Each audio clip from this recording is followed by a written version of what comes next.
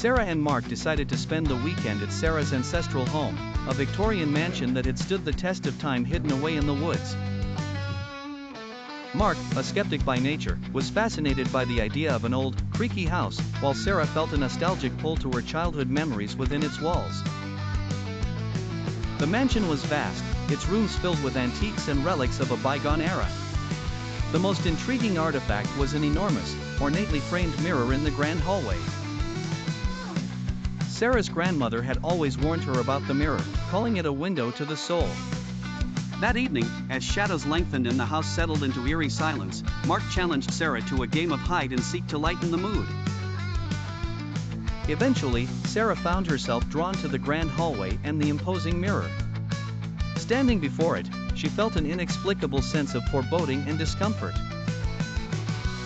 She called out for Mark, but only silence responded. Her reflection, however, seemed different, not a perfect mimic but subtly wrong in ways Sarah couldn't quite define. She turned away, unease gnawing at her, only to realize she was now alone in an unfamiliar house. The familiar layout of her childhood home had twisted into a labyrinth of darkened corridors and locked doors. Panic set in as Sarah frantically searched for Mark, calling his name to no avail. Hours seemed to blur together as every turn led her deeper into confusion and fear. Exhausted, she stumbled back to the hallway, where the mirror seemed to almost beckon her, glowing softly in the dim light. Desperate, Sarah peered into the glass, hoping beyond hope that it might show her the way. But instead of her own reflection, she saw Mark, trapped and banging on his side of the mirror, screaming her name.